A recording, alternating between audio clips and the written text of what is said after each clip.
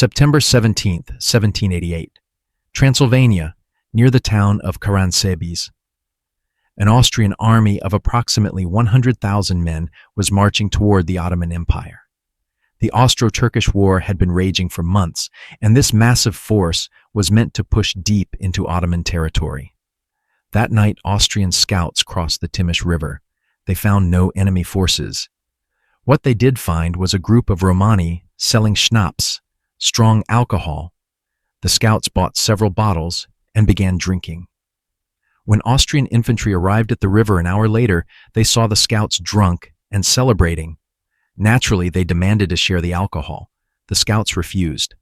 As a joke, they set up some wagons as mock fortifications and declared they were defending their schnapps. The infantry didn't find this funny. An argument began. Voices were raised. Someone shoved someone else.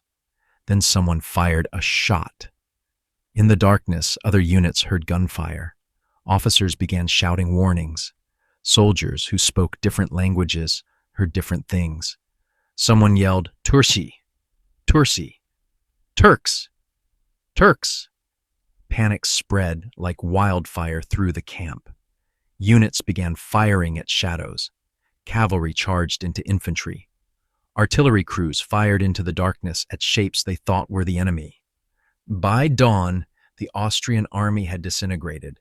Hundreds, possibly thousands of soldiers lay dead or wounded, and they'd all been killed by their own comrades.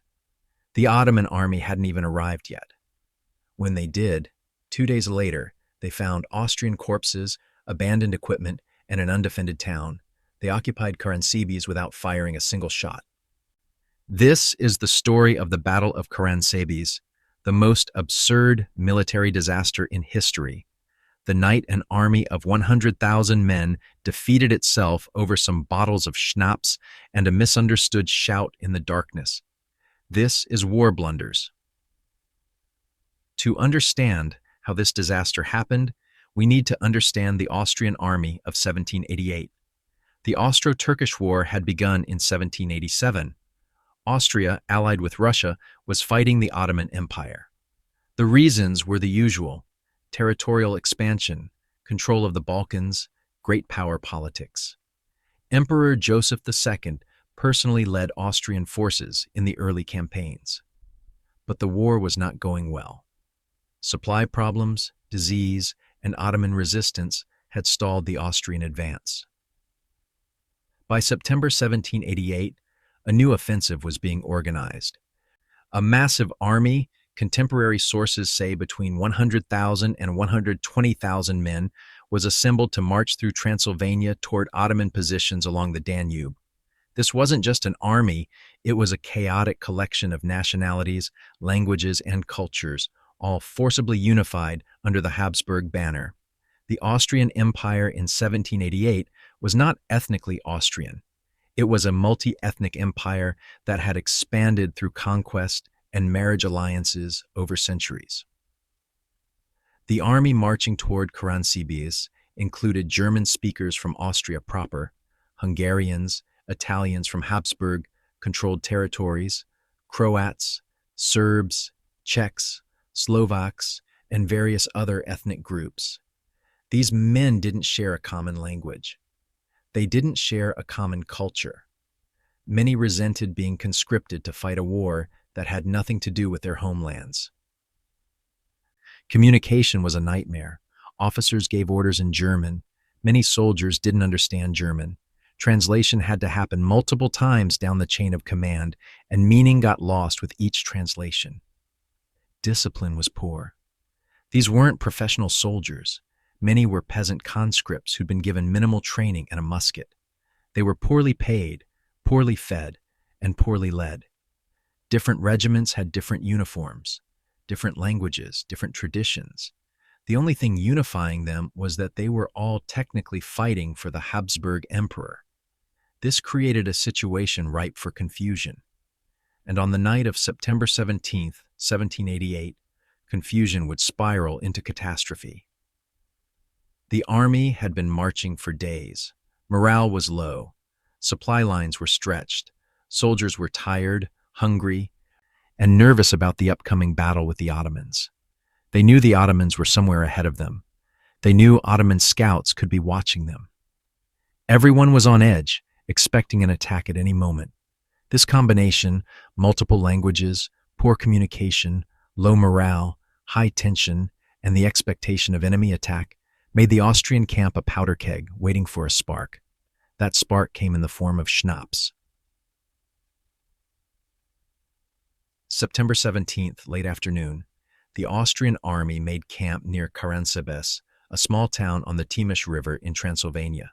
Standard procedure was to send scouts across the river to check for enemy forces.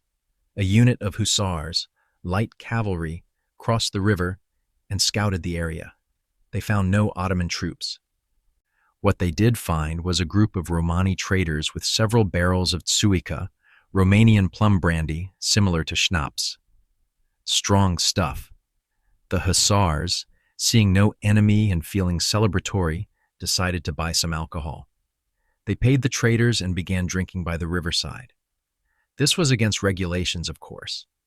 Soldiers weren't supposed to be drinking on campaign, especially not when enemy forces might be nearby. But the hussars figured they'd scout the area, found it safe, and deserved a reward. They settled in to enjoy their brandy in the fading light of evening. About an hour later, Austrian infantry began crossing the river. These were foot soldiers from different regiments, speaking different languages, coming to join the hussars on the far bank. When they saw the hussars drinking, they naturally wanted to join in. They approached the hussars and demanded to share the alcohol. The hussars refused. They'd paid for it. It was theirs. The infantry could cross back over the river and buy their own. The infantry insisted. An argument broke out. Voices were raised in multiple languages: German, Hungarian, Croatian. According to some accounts, the hussars, drunk and thinking this was hilarious, set up their wagons in a defensive circle and jokingly declared they were defending their schnapps fortress from the infantry invasion. They may have even mockingly challenged the infantry to try to take it. The infantry, tired and annoyed, didn't find this funny at all. The argument intensified. Someone shoved someone. Fists were thrown. And then someone, accounts differ on who, fired their musket. The shot echoed across the river into the main camp. This is where everything spiraled out of control. Other soldiers in the camp heard gunfire. Remember, everyone was expecting an Ottoman attack. They were nervous, on edge, and now they were hearing shots being fired. Officers began shouting orders.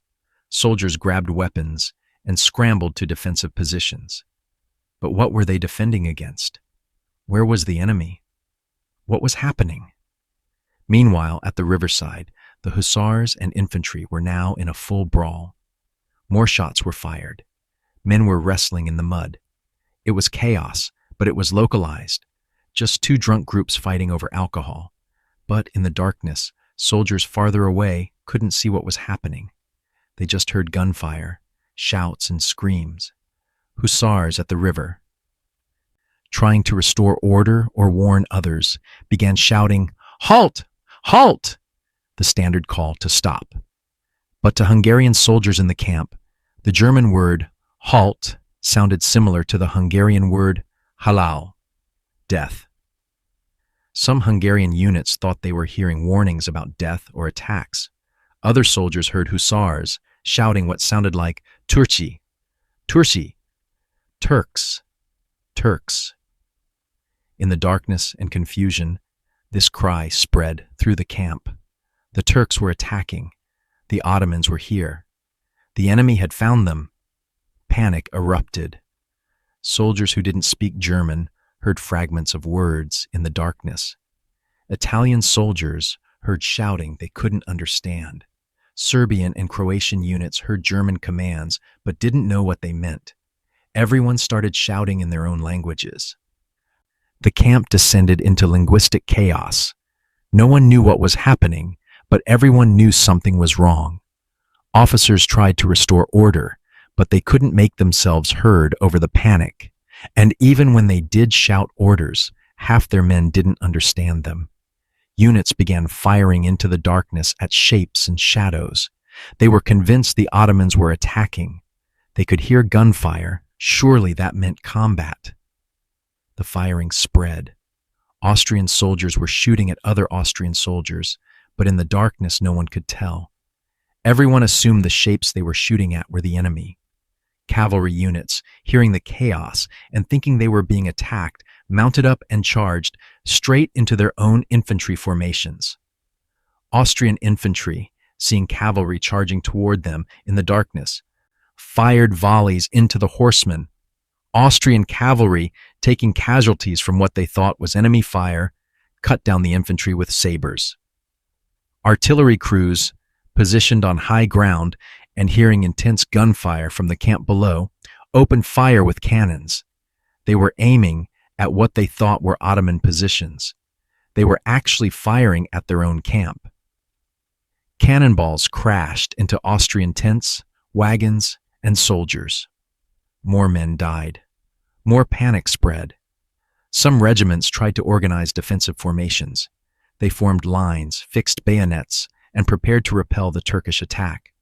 Other regiments, convinced they were being overrun, broke formation and fled into the darkness. The fleeing soldiers ran straight into other Austrian units, who thought this mass of running men was the Ottoman army charging them. They fired volleys into the fleeing soldiers taking fire from what they thought was behind them and now also in front of them, panicked completely and scattered in all directions. Officers tried to rally their men.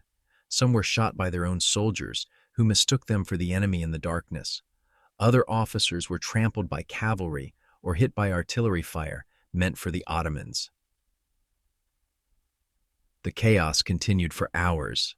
All night, Austrian soldiers fought, fled, fired, and died, all while fighting nothing but themselves.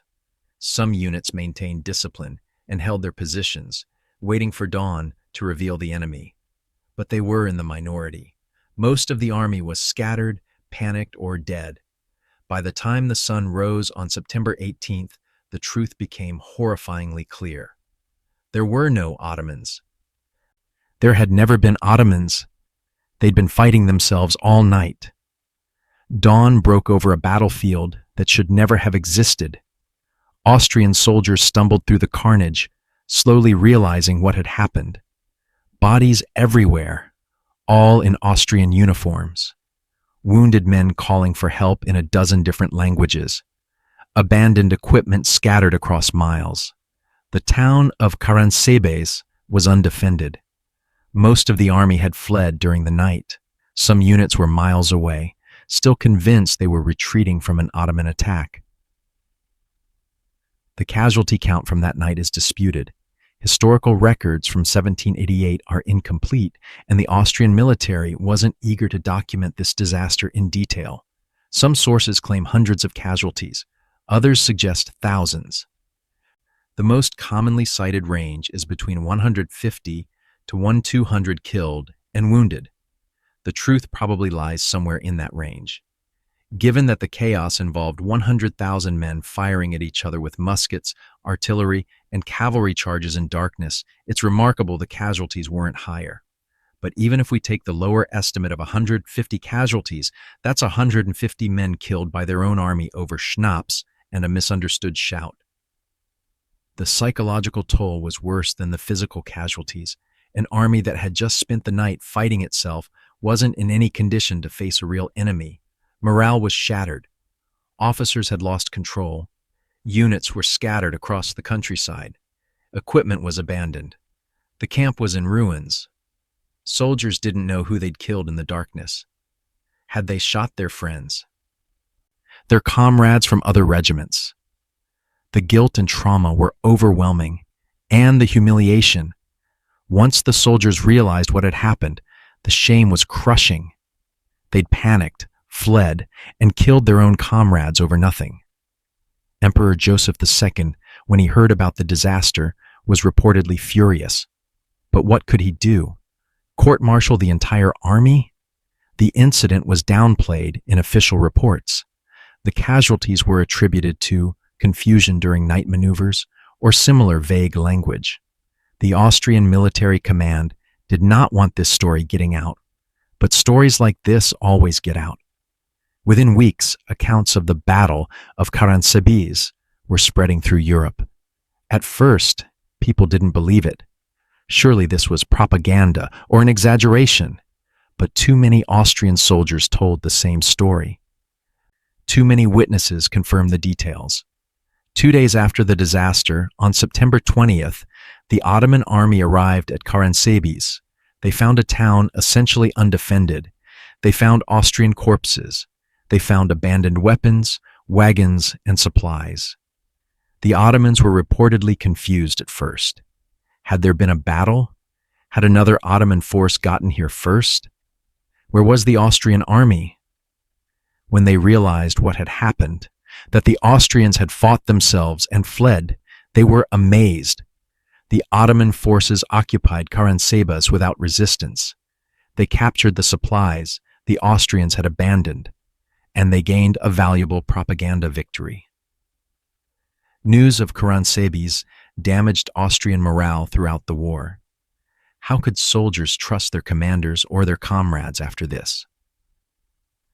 The Austro-Turkish War continued until 1791, ending in a treaty that gave Austria minimal gains despite all the bloodshed.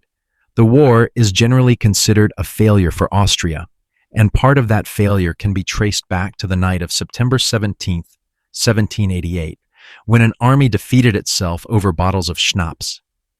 Now, here's where we need to address something important. Did the Battle of Karánsebes actually happen? Some modern historians question the story. The main source is a historical account written decades later by Joseph Zacher, based on soldier testimonies. Some details may have been exaggerated over time as the story was retold. The specific numbers, 100,000 men, 1,200 casualties, the schnapps, some of these might be embellished. However, most historians agree that something happened at Karánsebes in September 1788. The Austrian army was definitely there. The Ottomans definitely occupied the town without a fight. Austrian records acknowledge confusion and casualties due to friendly fire during night operations. The core of the story, that Austrian units fought each other in the darkness due to miscommunication and panic, is almost certainly true. Whether it involved drunk scouts and schnapps specifically, or whether those details were added later for dramatic effect, we can't say with absolute certainty. But the fundamental disaster definitely occurred. The Austrian army did fight itself. Soldiers did die from friendly fire. The army did fall apart before facing the actual enemy. So what lessons can we take from Karánsebes? First, communication is everything. When soldiers speak different languages and can't understand orders or warnings, chaos is inevitable. Modern militaries spend enormous resources on communication systems and common language training for exactly this reason. Second, clear chains of command matter. When nobody knows who's in charge or what the orders are, panic fills the vacuum. The Austrian army at Karánsebes had no effective command structure once the chaos began. Third, alcohol and military operations don't mix. The hussars drinking on duty triggered the initial incident. Drunk soldiers make bad decisions. This is why militaries have strict regulations about alcohol. Fourth, training and discipline prevent panic. A well-trained, disciplined force doesn't fire into the darkness at shadows. They maintain formation, wait for orders, and don't break at the first sign of confusion.